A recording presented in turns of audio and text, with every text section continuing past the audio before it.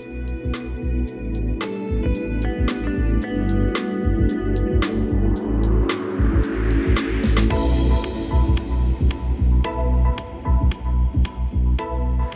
ya estamos de vuelta en nuestro último bloque de Más Positivo y como todos los viernes a las 11:30, bueno, casi 11:40 ahora tenemos nuestro bloque jurídico. Y el día de hoy nos acompaña nuestro amigo Pablo Contreras, quien hoy día nos va a comentar sobre un tema que yo creo que a todo Chile la queja, que son las deudas. Los distintos tipos de deudas vamos a analizar un poco aquí. ¿Cómo estás, Pablo? Bienvenido, gusto de verte. Muy bien, muy buenos días, muchas gracias. Oye, Pablo, bueno, yo estaba comentando ahora las deudas. Un tema también que complica a muchas personas. Exacto. Entonces, conversemos un poquito sobre algunos tipos de deuda y cómo podemos ir desglosando también este tema. Ok. Bueno, la verdad es que quise plantear este tema porque es algo que por lo menos nosotros, yo creo que todos los días o permanentemente hay consultas respecto de qué pasa si yo dejo de pagar esto, qué pasa si me demandan o cuándo me van a demandar, porque también mucha gente se preocupa de este tema y es natural que así sea antes de que le llegue la demanda. Hay muchos casos en que la gente cuando le llega la demanda recién consulta a un abogado, pero el tema de las deudas es un poco distinto, porque evidentemente la gente siempre quiere tratar de buscar una solución o saber a qué se expone si finalmente no paga. No estamos hablando de la gente que no paga porque no quiere, sino que porque normalmente tiene algún problema económico y hace que finalmente le sea difícil este caso cumplir con su obligación. Lo primero que tienen que tener presente cuando van a abordar un tema de una deuda que tengan con alguna institución o con alguna persona es el tipo de la deuda, porque no todas las deudas dan lugar a un juicio, no todas las deudas dan lugar a que te publiquen en DICOM y no todas las deudas se van a tramitar de la misma manera, entonces va a cambiar un poco la situación. Entonces vamos a hablar de las más comunes, porque en realidad hay muchos tipos de deudas. Vamos a hablar primero de las deudas de servicios de consumos básicos. La verdad es que la regla general es que las deudas de servicio, estamos hablando de internet, de telefonía, de cable, de luz, de agua, etcétera, no traen aparejado una publicación en un registro comercial, ni tampoco traen aparejado normalmente. No significa que no puedan, pero normalmente no trae aparejado tampoco una cobranza que va a llegar a un tribunal a través de una demanda. Normalmente el mecanismo y herramienta de cobranza quizá más útil de estas entidades es cortar el servicio. Y posteriormente, si finalmente no se paga, dependiendo del tipo de deuda, podrán o no podrán hacer acciones de cobranza. Normalmente estas empresas no realizan acciones de cobranza porque entienden que el mecanismo más eficaz que ellos tienen, y también porque se trata de deudas de bajo valor, o sea, normalmente no son deudas millonarias las deudas de consumo básico, basta con el corte del servicio. Entonces, para este tipo de deuda, la única preocupación que tiene que tener la persona, o lo único que tiene que saber, es que tarde o temprano ese servicio se va a cortar, pero que no va a traer aparejado una sanción o una publicación en un registro comercial que les vaya a impedir, por ejemplo, el día de mañana ir a pedir un crédito, ya sea de consumo, un crédito hipotecario, ¿ya? Eso es lo primero que hay que tener claro. Pero cuando ya hablamos de otro tipo de deudas, ya que las voy a dividir en tres bloques que pueden ser los más importantes. Por un lado tenemos los créditos de consumo, y cuando hablo de créditos de consumo o deuda de consumo, estamos hablando en realidad de una deuda de una tarjeta de crédito, de una deuda de la cuenta corriente, de una deuda de una tarjeta de una entidad, por ejemplo, como Falabella, como Ripley, que me pueden pasar una tarjeta de la tienda, justamente de casas comerciales. Hablamos de esa deuda de consumo, no solamente es ir a pedir un préstamo de consumo, también las deudas que están asociadas a las tarjetas de crédito. Por otro lado tenemos las deudas automotrices, es decir, aquellas que están asociadas en este caso a un préstamo sobre un vehículo, y en tercer lugar las deudas hipotecarias, que son un poquito las más complejas de todas en realidad. Estos tres tipos de deuda sí o sí van a traer aparejado una publicación en un registro comercial como DICOM, por ejemplo. ¿Por qué? Porque son deudas que se informan. ¿Qué significa deudas que se informan?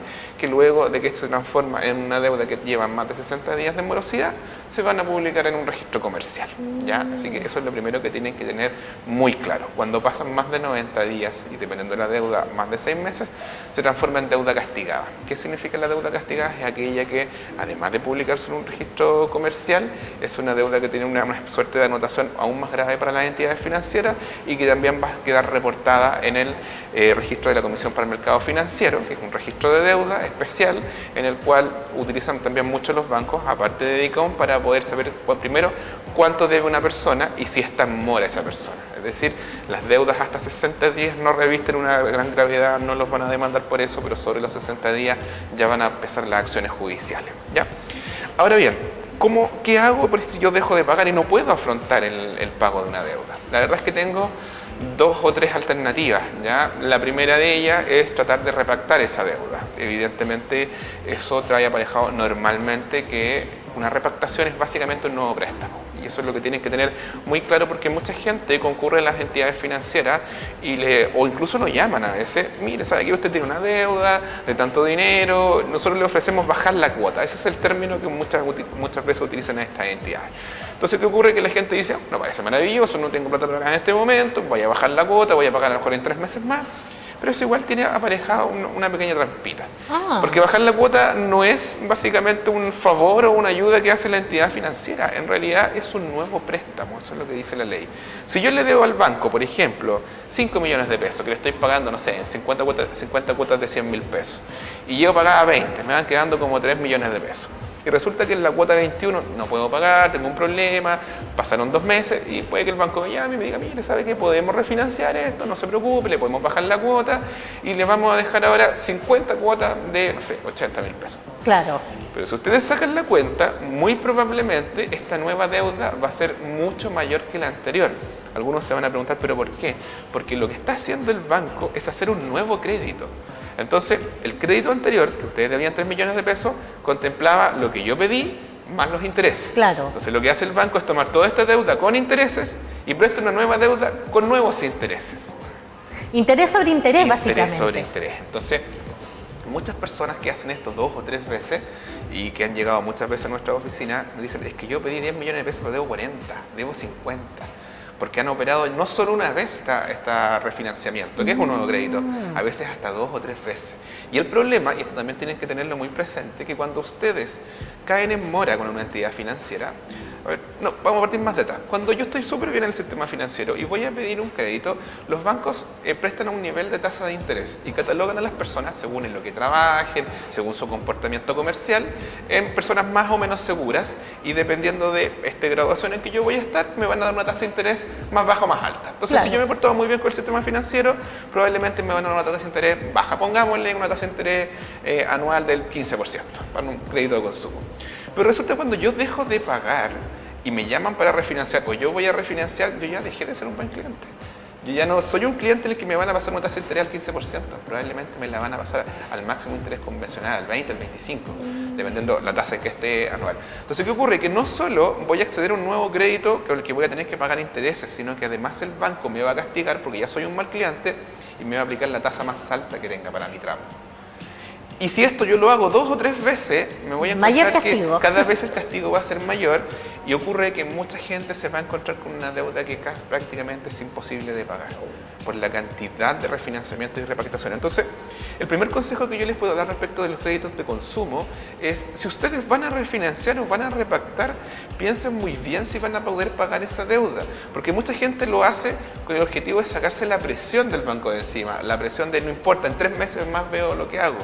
Pero hay que tener súper claro que esto va a tener aparejado un costo aún mayor de lo que yo estoy debiendo. Entonces, si hoy día me era difícil pagar, probablemente en 3 meses va a ser aún más difícil pagar, o casi imposible. Entonces, la primera recomendación es: si no están muy seguros de lo que están haciendo, mejor no lo hagan, porque esto es patear la pelota para adelante y va a ser aún peor, ¿ya?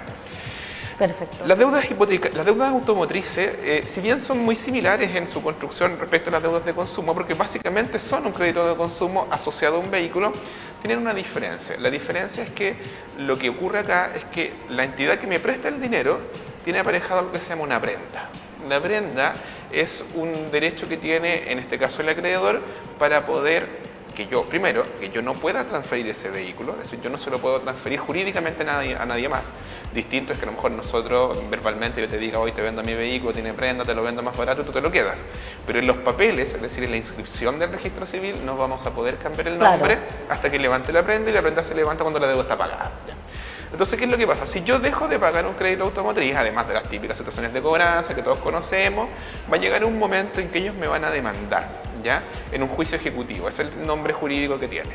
Y en ese juicio ellos no van a embargar bienes, ellos lo que van a pedir es embargar este vehículo y sacarlo a remate. Es decir, lo que hace en este caso la deuda automotriz es que tienen el derecho a pagarse con el vehículo. Es decir, sacarlo a remate y, en definitiva, pagarse con eso. Y la verdad es que normalmente eso no va a convenir mucho, por varios motivos. Primero, porque Mucha gente puede decir, bueno, ya no importa que se llene el vehículo, que lo saquen a remate y por último dejo de pagar. Pero normalmente les va a pasar algo muy malo y eso no es una buena idea. ¿Por qué? Porque cuando yo compro un vehículo, supongamos un vehículo de 10 millones de pesos, y yo voy a dar un pie probablemente del 25%, que es lo que estándar se pide, de 2,5 millones, y me van a prestar un crédito automotriz. ¿Cuál es el problema? Que los créditos automotrices, a diferencia de los créditos bancarios, no se informan en el sistema financiero. Es decir, cuando yo vaya a pedir un crédito a un banco, por ejemplo, no me va a parecer que tengo una deuda. La mayoría, no todos, ahí tienen que tener ojo con eso. Entonces, no me van a ver esta deuda. Entonces, uno dice, es muy buena porque me puedo endeudar con un vehículo, pero por otro lado, me puedo después pedir un crédito consumo. Claro. El problema que como podríamos decir, suerte de sanción que tiene esto, es que estos créditos normalmente tienen una tasa de interés más alta que un crédito de consumo normal. Es decir, si yo me quiero comprar un vehículo y yo tengo acceso al crédito bancario, tiene más sentido pedir un crédito bancario porque la tasa de interés va a ser más baja, ¿ya? Pero la ventaja que tiene es que como no se informa, me deja como ese cupo para yo después pedir un crédito de consumo.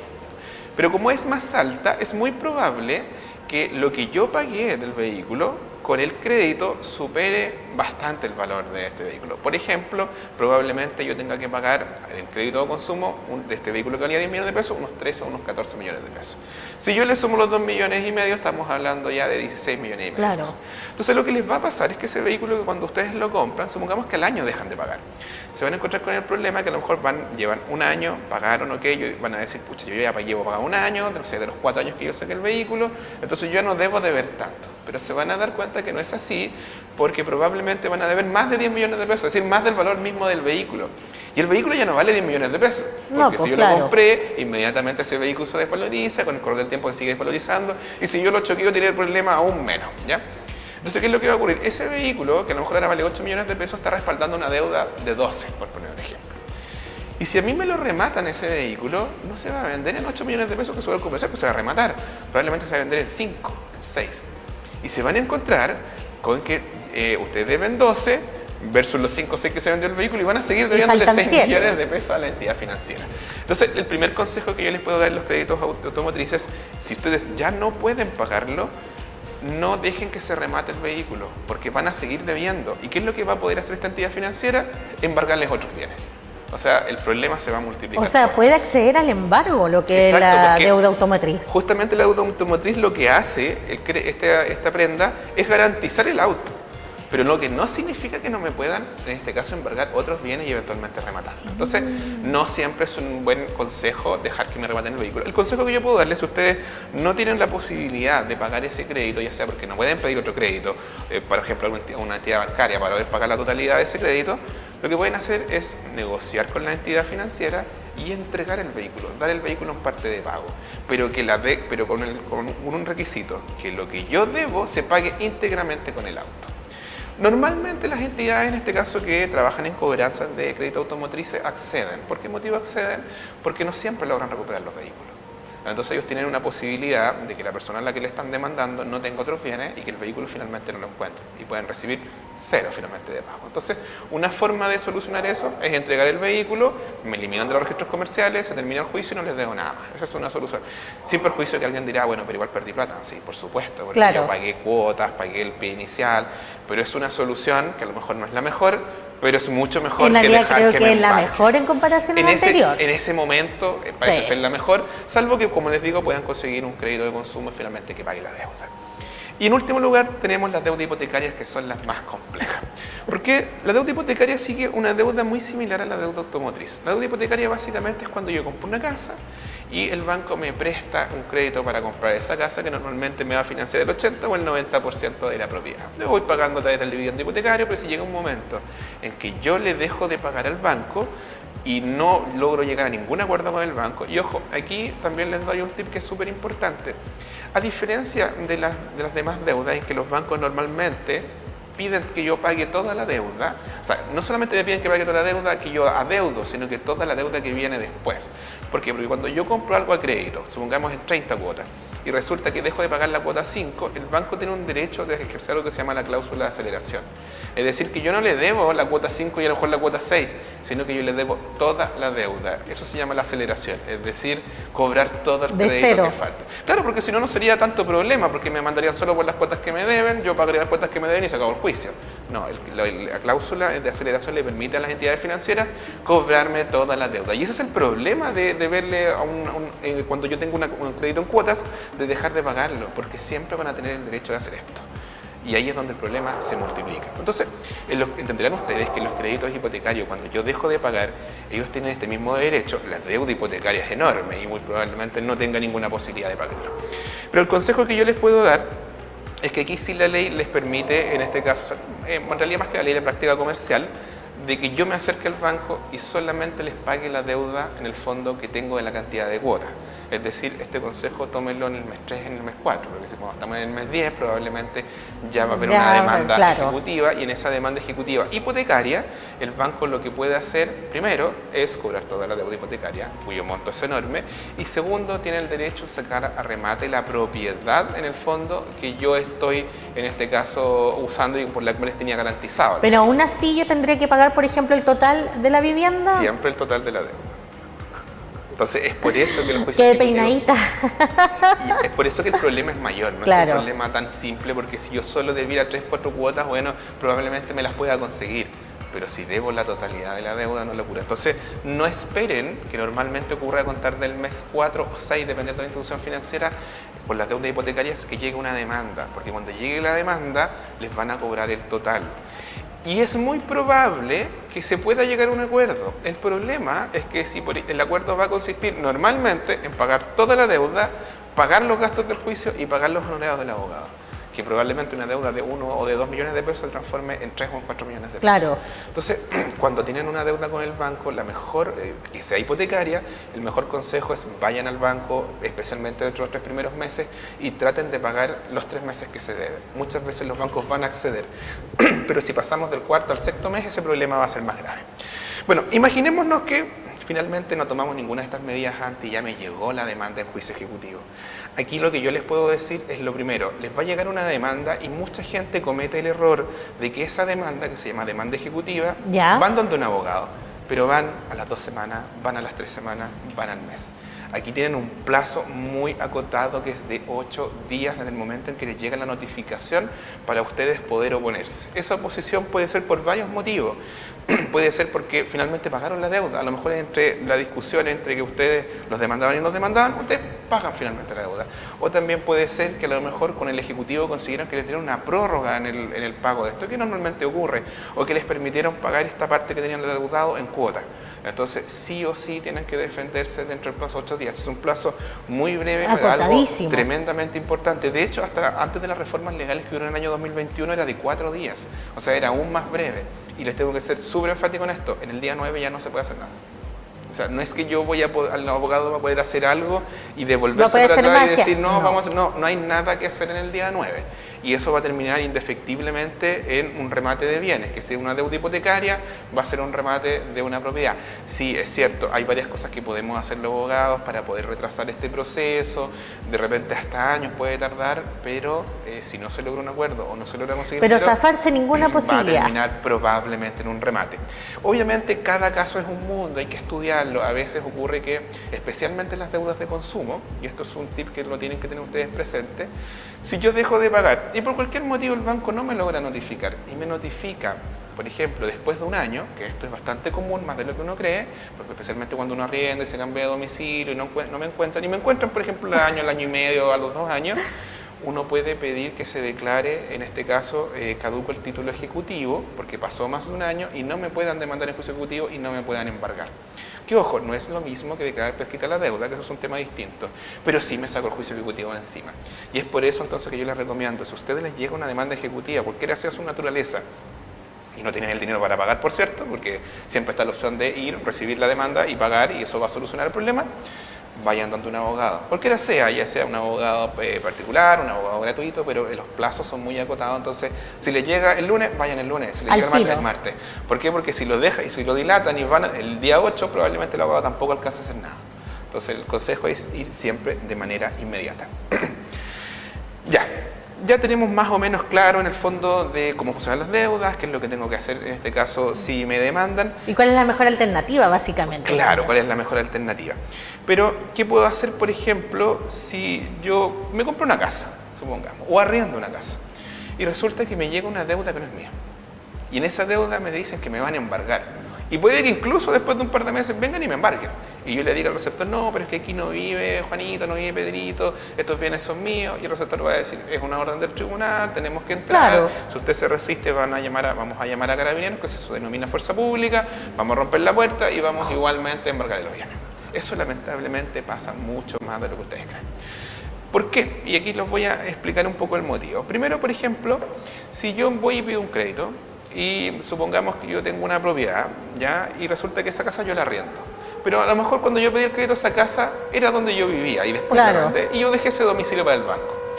Entonces puede que yo después me cambie y cuando le deje de pagar el banco va a ir a la casa, en este caso a cobrarme, pero muchas veces los receptores judiciales, que son los que hacen el trámite, no encuentran a las personas en la casa por un tema de que la gente trabaja y ellos van en horario laboral. Entonces le preguntan a algún vecino, a la persona que trabaja en el negocio de la esquina, oiga, ¿usted conoce? En mi caso, Pablo Contreras. Sí, pues lo conozco, él vive ahí. Porque lo más probable es que el vecino no tenga mucha información de si yo me cambié el año pasado o ayer. Ellos saben que yo vivía ahí. Entonces el receptor va a certificar que yo vivía ahí y va a dejar una notificación y me va a tener por notificado. Claro, para mí va a ser un problema porque no me enteré que me demandaron, pero por otro lado también va a ser un problema para la persona que ahora vive en la propiedad, ya sea porque ahora la arrienda o porque me la compró. ¿Por qué? Porque se va a entender que Pablo Contreras vive en ese domicilio. Pablo, y en ese caso, si se logra comprobar que Pablo Contreras no vive ahí, ¿igual se tiene que embargar? Es que a eso es lo que vamos a llegar. Ah, ¿Por qué? perdón. Porque la persona probablemente que llegue un receptor a embargarme y diga, no, si yo vivo aquí ahora, pero el receptor no puede hacer nada porque el receptor trae una orden del tribunal de embargar en esa propiedad. Entonces, aquí sí nace un derecho, no es que no se puede hacer nada, pero nuevamente tiene que hacerse por intermedio de un abogado que se denomina la tercería. La tercería es cuando una persona que no está demandada en este juicio, que se llama en este caso un tercero, viene y dice, no, estos bienes son míos. Y son míos ya sea porque yo compré la casa y yo vivo en este lugar, o ya sea porque yo arriendo en este lugar de hace, no sé, 2 años atrás y esta es mi casa. Entonces, en esta tercería, que puede ser de dominio o de posesión, el dominio es cuando yo quiero ser dueño de algo y la posesión es cuando yo soy dueño de algo pero no tengo probablemente los comprobantes. ¿A qué me refiero con los comprobantes? Supongamos que me embargan una tele, un sillón, me embargan, no sé, un computador, y lo más probable es que yo no haya guardado las boletas de eso. O sea, es lo más normal de la vida que yo no estoy pensando en que me van a embargar. Pero sí soy dueño de la casa. Entonces lo que la ley dice es que si yo soy dueño de la propiedad y vivo en el lugar, se presumirá que todos los bienes que están dentro de la propiedad son de la persona que es dueña de la casa. Eso se llama la tercería de posesión. Entonces lo que yo tengo que acreditar al tribunal es que yo soy el dueño de esos bienes por el motivo que sea. Claro. ¿Ya? Entonces esto también es súper importante, no se dejen estar, porque puede que ustedes digan, es que no, yo no tengo por qué hacer nada, si en realidad estos bienes que embargaron acá son todos míos, así que no se los pueden llevar. Pero eso no va a ser así porque el tribunal no lo sabe, ¿ya? Y el receptor tampoco tiene una obligación de hacer nada respecto de eso porque es la persona la que tiene que ir al tribunal a reclamar. Y puede ocurrir, y el embargo también, para que lo tengan claro, que la gente le tiene mucho miedo al embargo, el embargo no es que tomen las cosas de la casa y se las lleven, no, el embargo es un acto donde entra un ministro de fe, revisa las cosas que hay en la casa, las embarga, que es anotarlas en una lista y las informa al tribunal. ¿Cuál es la consecuencia de eso? Primero, de que esas cosas yo no las puedo sacar de la casa, bajo sanciones penales. ¿Ya? Entonces no es llegar y decir, me embargaron, me las llevo. No. Si yo me las llevo, voy a tener sanciones penales. Y lo segundo es que esos bienes van a garantizar la deuda. Que si finalmente no se paga, el acreedor va a tener el derecho de llevarse esos bienes y rematarlos. ¿Ya? Ese es el embargo. Entonces, no hay que tenerle tanto miedo al embargo, si es que están con un proceso de deuda o si son este tercero, porque no significa que se van a llevar las cosas. No es inmediato.